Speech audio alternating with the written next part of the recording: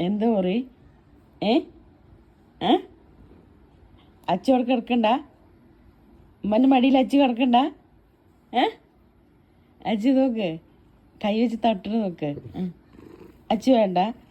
ആ അവനുമ്മൻ്റെ കുട്ടിയല്ലേ അവന് കിടക്കട്ടെ നീ ആ അവൻ കിടക്കട്ടെടാ നോക്ക്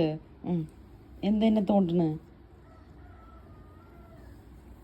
അച്ചു ഉമ്മാൻ്റെ മകനല്ലേ ആ അവനിത്തിരി കിടക്കട്ടെ മടിയില്ലേ നിനക്കെന്താ കുശുമ്പ് കയറണ് എന്താ കുശുമ്പ് കയറണ്